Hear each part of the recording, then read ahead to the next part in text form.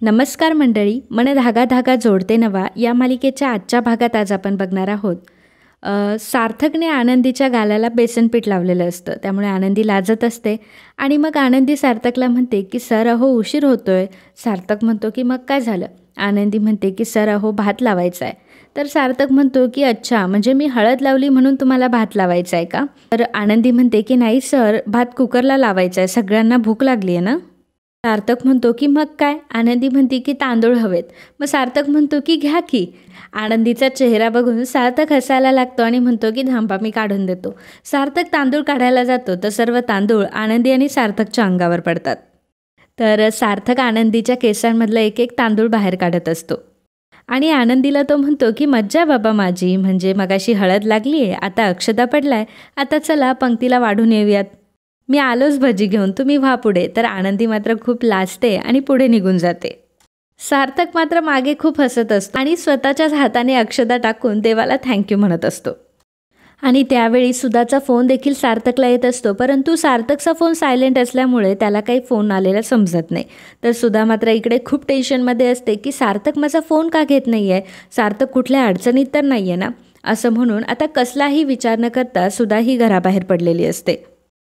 तर शकू ही आनंदीला इकडे भेटायला आलेली असते आणि आनंदीला बघून शकूला खूप आनंद झालेला असतो. शकूला बघून आनंदीलाही आनंद झालेला असतो. म्हणते की काय आनंदीताई, तुम्ही इथं राहायला आला आणि मला सांगितलं सुद्धा नाही आहे, सार्थक सर कुठे. तर आनंदी सांगत असते की सार्थक सर तिकडे आहे. तर शकूला असं वाटतं की ते फोनवर बोलत आहे.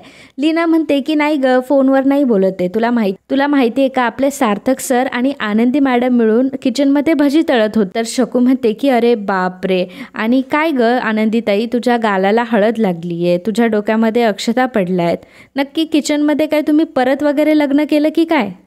आनंदी मात्र खूप लाजत असते. शकू म्हणते काय अगं ताई, तुझे गुलाबी गाल आरशामध्ये जाऊन बघ कसे पिवळे झालेत ते.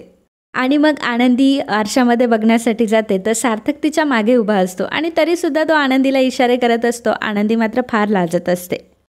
तर आता सार्थक सर्वांसाठी कांदा भजी घेऊन येतो. सर्वजण कांदा भजीचा आनंद घेत असतात. तर शकू म्हणते की वा सार्थक सर, काय भजी बनवली आहे तुम्ही. सार्थक म्हणतो की हा, ही भजी कोणामुळे चांगली झाली माहिती आहे का, कारण आनंदीने मला कांदा चिरून दिला. तर सर्वजण आता सार्थक आणि आनंदीला चिडवायला लागतात. तर आता मनोज तिथे दारू पिऊन आलेला असतो. सार्थक म्हणतो की मनोज दादा भजी घ्या ना. तर मनोज कसलाही विचार न करता ते भजीचं ताट पूर्ण फेकून देतो. तर अण्णा म्हणतात की मनोज, ही वागण्याची कुठली पद्धत आहे तुझी. मनोज म्हणतो की माझ्या आयुष्याचं भजं केलं आहे आणि मला भजी देताय का. मी काय, भजे खा, बिर्याणी खा आणि मी बसतो इकडे कुडत. आणि मग मनोज रागाने तिथून निघून जातो. तर इकडे सुधा आता रस्त्याने निघालेली असते. तिच्या मनात खूप सारे विचार सुरू असतात. वृंदाचं बोलणंही तिला आठवत असतं की सार्थक तिच्या हाताबाहेरून चाललाय म्हणून. आणि त्या सगळ्या गोष्टींचा विचार करत सुधा आता रस्त्यावरून चाललेली असते आणि गाड्यांकडे तिचं अजिबातही लक्ष नसतं. आदर्श देखील त्याच रस्त्यावरून चाललेला असतो आणि तो सुधाला चालताना बघतो. तर तो लगेचच गाडी थांबवतो आणि सुधा समोरून एक गाडी येतच असते. तर आदर्श लगेचच पुढे जातो आणि सुधाला जोराचं मागे, त्यामुळे एवढ्या मोठ्या अपघातापासून आता सुधा वाचलेली असते. आदर्श सुधाला विचारत असतो की अगं काकू, तुझं काय चाललंय आणि तू रस्त्यावरून अशी धावत का होतीस, तुला जर काही झालं असतं तर सुधा म्हणत असते की सार्थकचा जीव धोक्यात आहे. सुधा म्हणत असते की अरे मी मगाशी स्वप्न बघितलंय, स्वप्नात हेच झाले, सार्थकचा जीव धोक्यात आहे. आदर्श तिला सावरत असतो आणि आपल्या सार्थकला काहीच झालेलं नाही आहे, तू अगदी बिनधास्त हो बरं. आणि मग आदर्श सुधाला घेऊन तिथून निघून जातो. तर इकडे लीना मनोजला विचारत असते की अहो काय केलं तुम्ही, सार्थक सरांनी एवढी प्रेमाने तुम्हाला भजी दिली आणि तुम्ही काय केलं.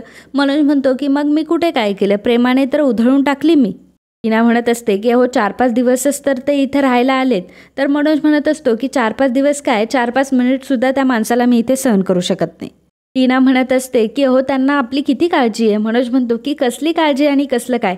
लीना म्हणते की ठीक आहे, तुम्हाला भेटायला नाही आले, परंतु त्यांचे सासू सासरे इथे राहतात आणि त्यांच्या सासू सासऱ्यांचा पूर्ण अधिकार आहे या घरावर. मनोज म्हणत असतो की कसला हक्क, बर्बाद करू टाकले या मनोजला, आता काय अंगावरचे कपडे सुद्धा काढून देता की काय माझे. त्या सार्थकला म्हणावं तू आत्ताच्या आत्ता इथून निघून जा, आपल्या घरात काय प्रॉब्लेम कमी आहेत का. त्यांच्या घरात आहेत ना 100 खोल्या, मग तिथे जाऊन राहावं त्यांनी, आपल्या घरात कशाला आले, आपली गरिबी मोजायला आलेत का. लीना म्हणत असते की अहो जरा हळू बोला, परंतु मनोज काय ऐकत नसतो आणि म्हणत असतो की जा, तुला खूप पुळका ना त्यांचा, तूही जा भजी खायला, असं म्हणून लीनाला तो लोटून देतो. तर इकडे सार्थकने पुन्हा एकदा भजी बनवलेली असतात आणि तो बाबांना म्हणतो की बाबा भजी खा. एवढं काय, मी परत बनवली भजी. ना सार्थकची माफी मागत असते तेव्हा सार्थक म्हणतो की अहो तुम्ही माझी माफी का मागताय, शेवटी बरोबर आहे त्यांचं घर आहे, हे त्यांचा हक्क आहे यावर. आणि मग स्वतःच्या हाताने अण्णांना आणि मालतीला तो भजी खाऊ घालतो. तर आनंदीला मात्र हे सर्व बघून खूप छान वाटत असतं. तर सार्थक आता किचनमध्ये असतो आणि किचनमध्ये असताना त्याने त्याचा फोन चेक केलेला असतो. तर सुधाचे एवढे मिस कॉल बघून त्याला विचार पडलेला असतो की एवढे मिस कॉल का केले असेल आईने. सार्थक लगेचच सुधाला कॉल करतो, परंतु सुधाचा फोन हा घरीच असतो. अरविंद फोन उचलतो.